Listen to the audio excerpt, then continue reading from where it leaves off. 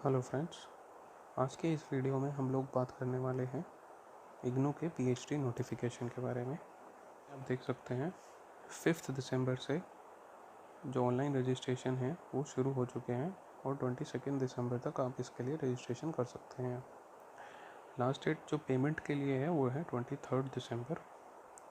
और फीस के बारे में अगर बात करें तो 1000 रुपीज़ जनरल ओबीसी और जनरल ईडब्ल्यूएस वाले को पे करना होगा और 800 रुपीज़ आपको अगर आप किसी भी एससी, एसटी, पीडब्ल्यूडी या फिर थर्ड जेंडर कैटेगरी से बिलोंग करते हैं। जो करेक्शन के लिए डेट गिवन है नोटिफिकेशन के अंदर वो है 24 to 26 दिसंबर 2021। डेट ऑफ एग्ज़ाम होगा आपका 16 जनवरी 2022 और ये आपके 3 घंटे का एग्ज़ाम होगा फ्रॉम 10 AM to 1 PM। आपके जो एग्ज़ाम सेंटर होगा, डेट और शिफ्ट, इसके बारे में जो जानकारी होगी वो आपको एडमिट कार्ड में दे दी जाएगी। रजिस्ट्रेशन के लिए जो लिंक है वो यहाँ पर गिवन है ignu.nta.ac.in। इस लिंक पर आप क्लिक करके ऑनलाइन रजिस्ट्रेशन कर सकते हैं। चलिए अब बात कर लेते हैं एलिजिबिलिटी क्राइटेरिया से रिलेटेड। तो अगर आपके पास में मास्टर डिग्री है with at least 55 marks for general category and 50% marks for SC, ST and OBC and differently abled, तो उस केस में आपके पास में अगर 50% मार्क्स भी हैं तो आप एडमिशन ले सकते हैं।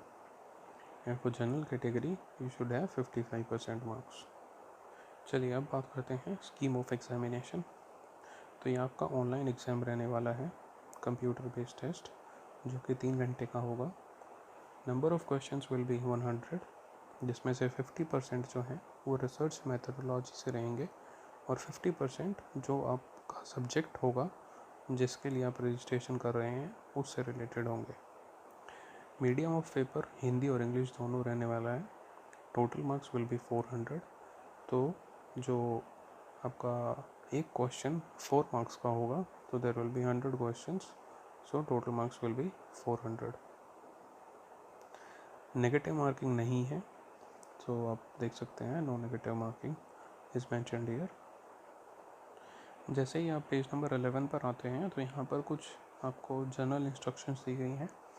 इसमें से अगर हम 8.4 को अगर देखें तो यहाँ पर लिखा है कि entrance test is compulsory for all candidates applying for admission to IGNOU PhD programme.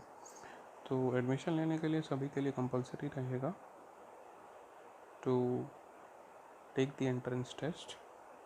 और अभी देख लेते हैं जिस सिलेबस के बारे में हम ऑलरेडी बात कर चुके हैं। 50% आपका रिसर्च से रिलेटेड रहेगा और 50% आपका जो आप सब्जेक्ट चूज़ करने वाले हैं उससे रिलेटेड क्वेश्चंस होंगे।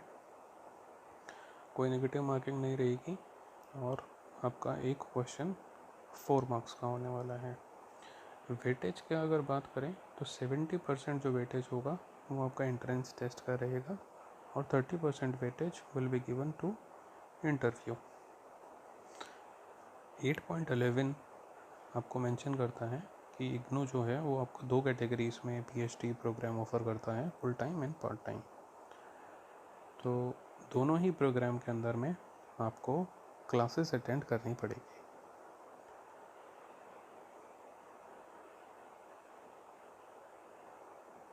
जो मिनिमम और मैक्सिमम ड्यूरेशन रहने वाला है वो 3 to 6 ईयर्स रहेगा और कुछ कंसेशन गिवन है वुमेन कैंडिडेट्स और पीडब्ल्यूडी कैटेगरी स्टूडेंट्स के लिए। अब आपको हॉस्टल फैसिलिटीज़ नहीं दी जाएगी इग्नू के द्वारा। अगर आपको दिल्ली में रहना है तो you will have to make your own arrangements. चलिए अब बात करते हैं सिलेबस के बारे में, जो कि नेक्स्ट ईयर 2 में आपको पेज नंबर 27 पर गिवन है।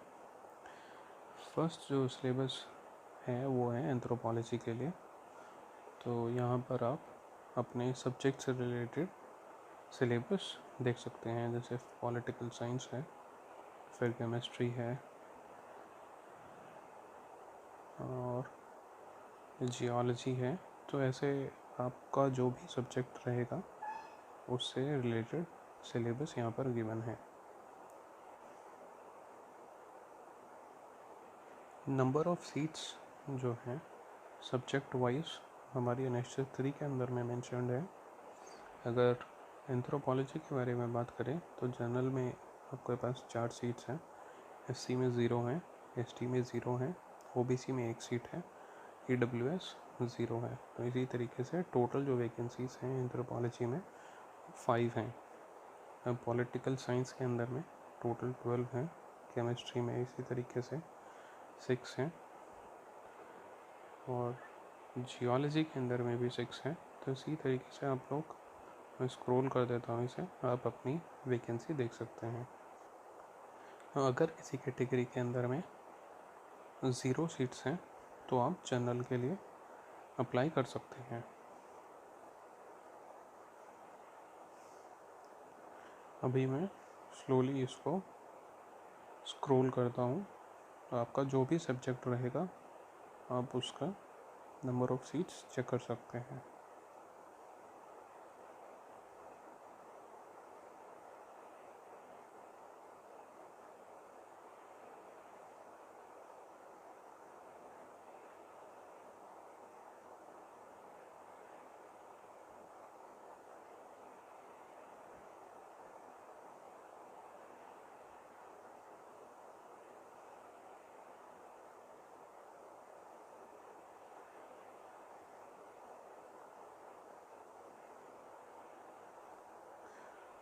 नेक्स्ट 6 के अंदर आपको list of examination cities given है, तो आप अपने स्टेट और यूनियन टेरिटरी के अकॉर्डिंग अपना एग्जामिनेशन सिटी चेक कर सकते हैं। जैसे हरियाणा के लिए कुरुक्षेत्र है, मोस्टली सभी स्टेट्स और यूनियन टेरिटरीज़ को कवर किया गया है, तो आप अपनी सिटीज़ यहाँ से चेक कर सकते हैं। एनेक्चर 9 के अंदर आपको बताया गया है कि आपको फॉर्म फिल कैसे करना है। आप पहले इसे देख सकते हैं, उसके बाद फॉर्म फिल कर सकते हैं।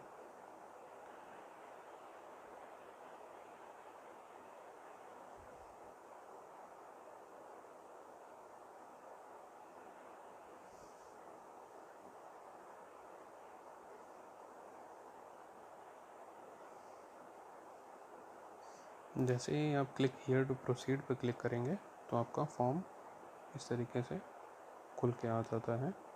यहाँ पर आप फॉर्म फिल कर देंगे।